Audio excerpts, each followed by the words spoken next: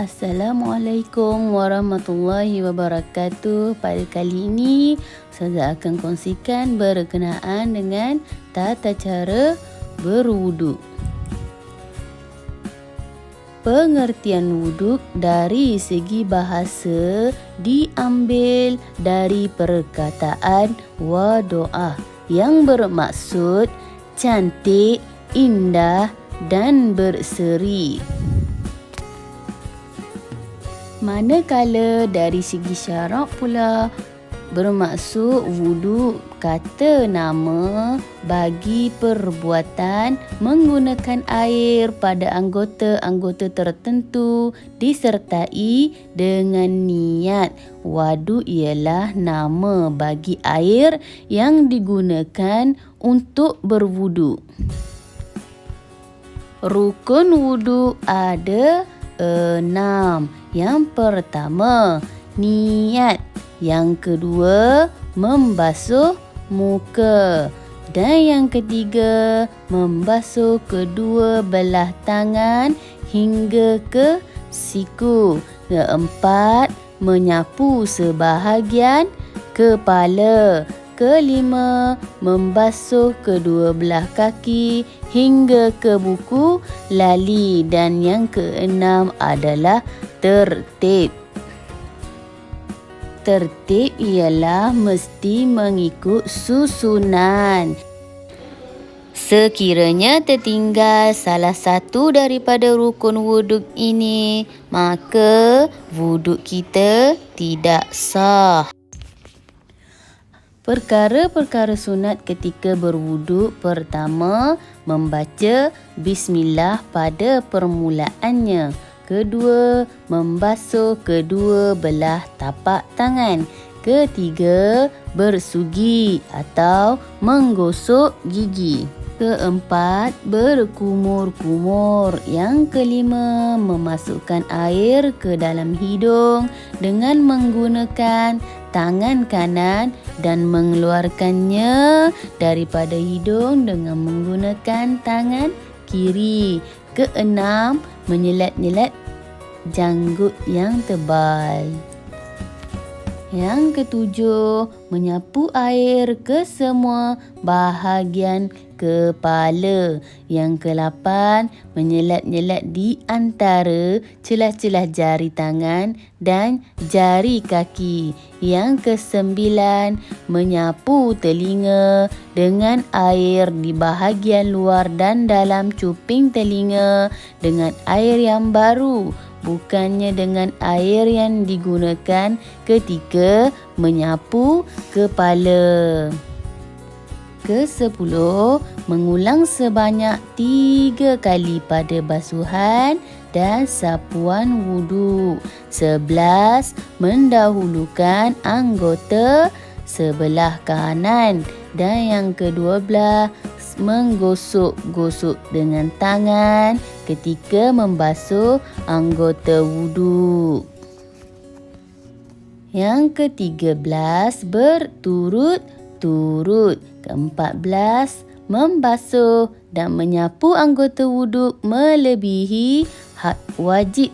Ke-15, berjimat menggunakan air ketika berwuduk.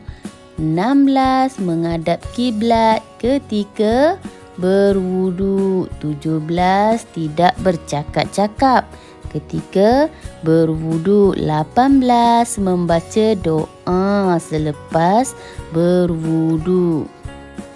Perkara-perkara yang membatalkan wuduk: pertama, keluar sesuatu daripada salah satu jalan, sama ada kencing, buang air besar, darah ataupun angin, iaitu kentut. Yang kedua, tidur yang tidak tetap. Dan yang ketiga, hilang akal disebabkan mabuk, pitam ataupun gila. Yang keempat, menyentuh kulit seseorang ajnabi tanpa lapik. Dan yang kelima, menyentuh kemaluan sendiri atau orang lain, sama ada pada bahagian hadapan ataupun belakang, dengan tapak tangan atau jari tanpa berlapik. Batal wuduk ya. Perkara-perkara makruh dilakukan ketika berwuduk. Maksudnya yang makruh ni lebih baik tidak buatlah.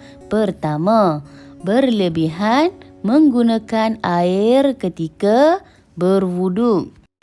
Kedua, membasuh tangan kiri sebelum tangan kanan. Sebab tu dalam sunat berwuduk tadi memulakan anggota sebelah kanan.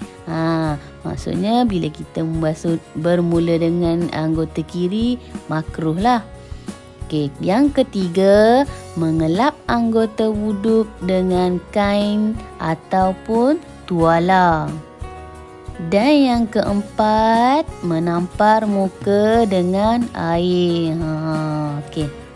Seterusnya, yang kelima, membasuh atau menyapu anggota wuduk lebih daripada 3 kali. Disunatkan basuh 3 sahaja. Sekiranya kita basuh lebih, makruh. Itu kerana membazir basuh kan. Yang keenam, meminta orang lain membasuh anggota wuduk tanpa sebarang keuzuran.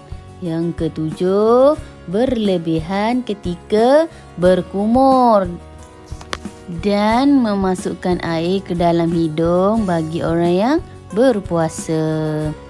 Apakah pengertian makruh? Makruh ini jika ditinggalkan dapat pahala, jika dibuat tidak berdosa. Sebaiknya kita diminta untuk meninggalkan perkara-perkara makruh. Contohnya, mendahulukan anggota kiri ketika mengambil wuduk. Makruh. Sebabnya kalau kita buat juga tak berdosa, cuma tidak mendapat pahala lah. Dalam rukun wuduk yang pertama tadi ialah niat wuduk kan. Okey, ke sini macam ni niatnya. Nawaitu raf'al hadatsil aswari lillahi ta'ala. Sengaja aku mengangkat hadas kecil semata-mata kerana Allah Ta'ala.